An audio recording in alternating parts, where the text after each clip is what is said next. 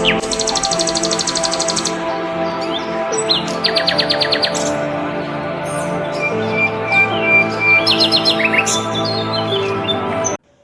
साहब का कहना है कि ये जो आज की सिचुएशन है, इट्स ए काम बिफोर द स्टॉर्म, यानी कि तूफान से पहले की शांति। पर ये बात तो कई बार कर चुके हैं इस किस्म की कि मैं आ गया हूँ, बस आने वाला हूँ, बम बरसने वाले हैं, खत्म हो जाएगा, सब कुछ खत्म कर दूंगा, नामो निशान मिटा दूंगा, सिविलाइजेशन मिटा दूंगा, नक्शे से ईरान का नाम मिट जाएगा। कभी 48 घंटे, 72 घंटे, 24 घंटे, 5 दिन, 7 दिन, 10 दिन, रोज की गीदड़ भभकी है साहब। इन पे कोई यकीन तो करता नहीं है साहब। कौन सी लिमिट, कैसी लिमिट, कौन से दिन, कैसे दिन। मुझे लगता है कि पागलपन का शिकार है, और इस पागलपन का इलाज तो तभी होगा एक बार फिर से जंग शुरू कर लें। तो एक बार जंग शुरू करेंगे तो एटलीस्ट ईरान इनके होश ठिकाने तो लगा ही देगा। और ये कब से ये जो बातें कह रहे हैं ना, तूफान से पहले की शांति है, ये सब बेकार की बातें बिल्कुल। फिर अपना एआई से तस्वीरें बना देते हैं कि एक वो कमांडर के साथ समुद्र में एक जहाज में दिखाई दे रहे हैं, फिर कहते हैं तूफान से पहले की शांति है, और उसमें कैप पहन के एक फ्रेटर शिप के जो नेवल शिप है उसके डेक पे खड़े हैं, आसपास समुद्र में तूफान आता दिख रहा है, पीछे ईरान का झंडा लगा जहाज भी दिखाई दे रहा है। मतलब ये इंडिकेशन है कि अमेरिका इजराइल फिर से ईरान में युद्ध शुरू कर सकते हैं। लेकिन पहले युद्ध शुरू तो करो ना।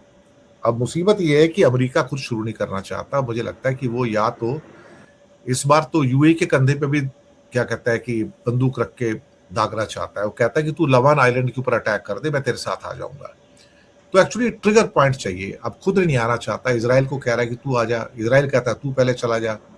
तो इजराइल भी अंदर से डर रहा है कि मेरी और मुसीबत आ जाएगी तब मैं क्या करूंगा। लेकिन ये कहना कि ये तूफान से पहले की शांति है, मैं बर्बाद कर दूंगा, अब मैं बस वहां पे सेना उतार दूंगा, बूट्स ऑन ग्राउंड आ जाएंगे, ये सब बेकार की बातें हैं। जो वो एक अंग्रेजी में कहावत है, हिंदी में बोलना अच्छा नहीं लगता, लेकिन बार्किंग डॉग सेल्डम बाइट, चलो बोल ही देता हूँ कि भौंकते हुए कुत्ते काटते नहीं है। तो अमेरिका का हाल कुछ ऐसा ही हो रहा है साहब कि रोज सुबह शाम भौंकते रहते हैं, भागते रहते हैं। भाई करना है तो जाके वॉर शुरू करो ना। हमारी मुसीबत, दुनिया की मुसीबत सारी है कि वॉर हो या ना हो, हॉर्मुज तो बंद है ना। हॉर्मुज बंद है तो जो हमारे ऊपर, सबके ऊपर जो इम्पैक्ट है वो तो वॉर से भी बुरा है। जितना बुरा इम्पैक्ट वॉर टाइम में था, उससे ज्यादा बुरा इम्पैक्ट साहब ये जो सीज फायर चल रहा है ना उसके अंदर है। दम घुटा हुआ है साहब, दम घुटा हुआ है सबका। अर्थव्यवस्थाओं का दम घुटा है, आदमियों का दम घुटा है, इकोनॉमी का दम घुटा है, सबका दम घुटा हुआ है। तो पहले जो 38-40 दिन की वॉर थी और ये जो 38-40 दिन का, 50 दिन का जो भी सीज फायर है, इसमें कोई फर्क ही नहीं है। पहले भी तेल नहीं आ रहा था, अब भी तेल नहीं आ रहा है। पहले भी हमारा तेल निकल रहा था, अब भी हमारा तेल निकल रहा है। तो कोई सिचुएशनल चेंज थोड़ी आया है। 75 दिन से टोटल ऊपर हो चुके हैं। 38-37 दिन की वॉर थी, 37-38 दिन का ये सीज फायर हो गया। तो सीज फायर भी उतना ही बुरा हमारे लिए साबित हुआ जितना कि वॉर टाइम था। तो ये काम बिफोर स्टॉर्म, ये सब रोज नए नए जुमले गढ़ते रहते हैं ना। मैंने कहा बार्किंग डॉग सेल्डम बाइट, वही हो रहा है साहब। एक बड़ी बुरी खबर है कि भारत से ना जितने इन्वेस्टर्स हैं, फॉरेन इन्वेस्टर्स, सब छोड़ छोड़ के भाग रहे हैं साहब। मुझे ऐसा लगता है कि इंडिया क्या डूबता हुआ जहाज है क्या। लग तो ऐसे रहा है कि इंडिया की इकोनॉमी डूब रही है। अब तो प्रधानमंत्री जी ने भी कह दिया कि हमारी इकोनॉमी डूब रही है, हमें बचाना होगा, देश को बचाओ, सामने आ जाओ, देश को बचाओ। तो पहले भी देश को कई बार बचा चुके हैं, कोरोना में बचा चुके हैं, नोटबंदी में बचा चुके हैं, जीएसटी में बचा चुके हैं। हमारा काम क्या है, देश को बचाना है ना। हम तो देश को बचाते ही रहते हैं साहब। प्रधानमंत्री जी ऐसी सिचुएशन पैदा कर देते हैं कि फिर कहीं देश को बचाओ, राष्ट्रवाद के नाम पर, देशभक्ति के नाम पर देश बचाओ। हमारा कुछ काम ही नहीं है सब, हम तो देश ही बचाते रहते हैं सब। अपने आप को बचाने का टाइम ही नहीं मिलता साहब। लेकिन ये जो फॉरेन के इन्वेस्टर्स हैं, ये तो भागते जा रहे हैं, भागते जा रहे हैं साहब।